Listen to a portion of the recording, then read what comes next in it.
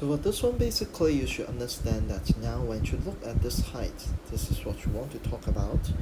Okay, so that is why when you look at this height, that should be by using this formula, and then you can find out the height.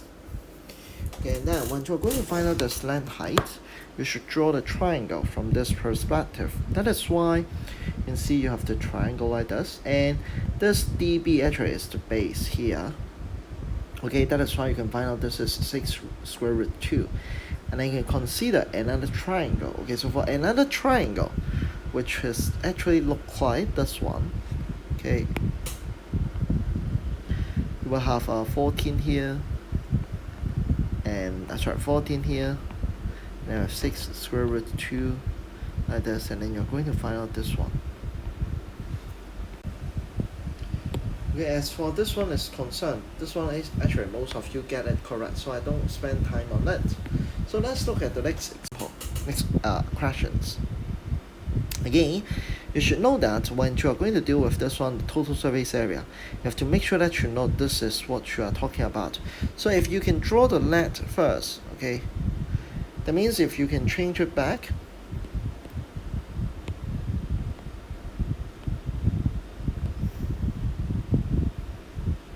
like this one, you should know it will be, this is 14, this is 30. And for this height, okay, you have to know that this is 25, so this one will be 15, and this one will be 20. And for some of you, when you know that this is 25, actually, how to find out this height? You should know this is 7, this is 25, and that is why by calculation, probably you will know this one will be equals to 24. Okay, that is why you can see from the work, that's what you have. Okay, this one will be equals to 24, while for this one will be equals to 20. Okay, and then you add them all together. For the volume, I guess you know it, you have to find out the height, which is the n, ON here. So that will be, okay, here, this one, like this.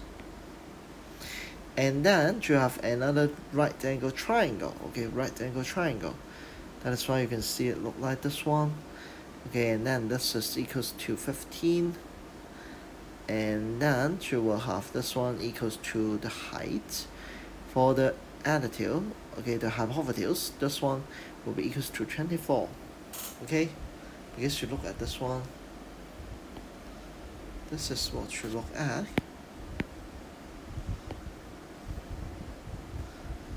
And that is why you can see it like this one. We copy it out.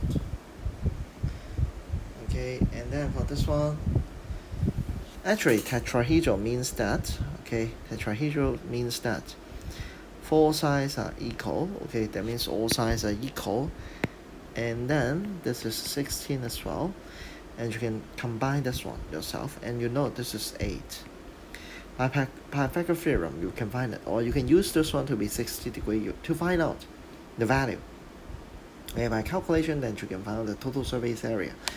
These four triangles are identical. That is why you do the calculation for one, and then you can multiply by 4 to find out the value. Okay, and then for exercise 2, okay, basically if you draw the cone, then you can find it look like this one. That is very straightforward.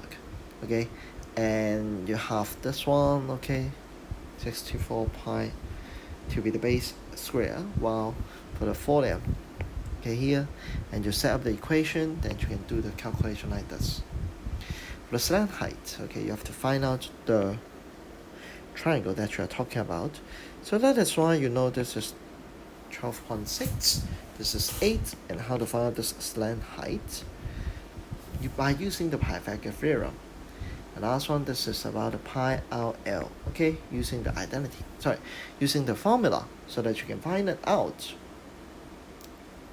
Yeah, and for this one, when you fold it, actually the slant height will be 15, okay, and for the slant height you are given, and that is why you can see this one actually will be the curved surface area, okay, and then you can find this is 12, and that is why now you know this is 12. Then you have to find this height. So how to find it? Okay, I guess you know it, but just consider Pythagoras theorem. Okay, this time you have 15 here, 12 here, this is right angle, unknown here. Last one, you have the base radius, and then you have the height, and you can do the calculation like this. Okay, don't forget about the pi here. Okay, and then for this questions, so many of you mix up something. Okay, so basically you are going to consider a similar triangle like this one. Okay, this is 21 here, and this is h. Okay, and then this is 4, and this is 10. So basically what you have will be h over h plus 21 equals to 4 over 10. Okay, some of you mix up that h plus 21 and 21 itself. Okay, so that is why you can find it like this one. Okay, by using the construction. Okay, this is the larger one and this is the smaller one. Okay, and that is why.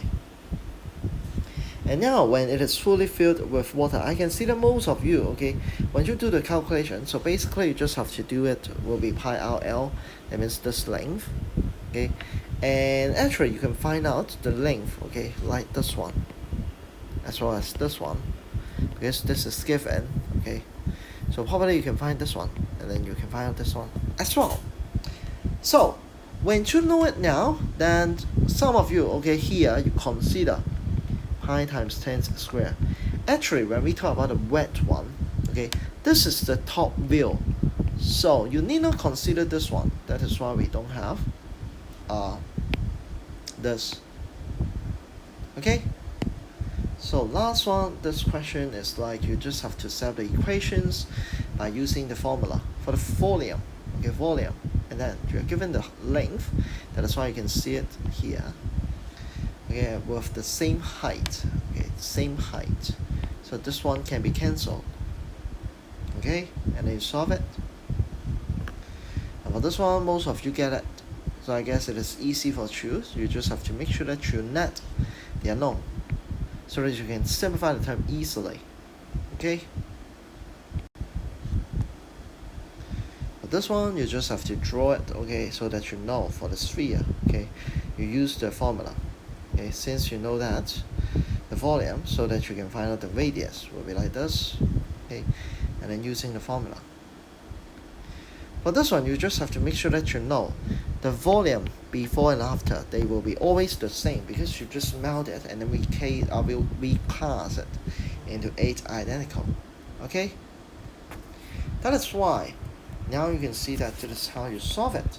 Okay. And then for this one, this time you can see it is easy for true. You just set up the equation by using, okay, the formula. But so many of you forget this is a hemisphere. Okay, that is why we only have 2 here, not 4. Not 4. Okay, and then you can do the cancellation, and then what will remain will be this one. And that is why h should be 40. With 40.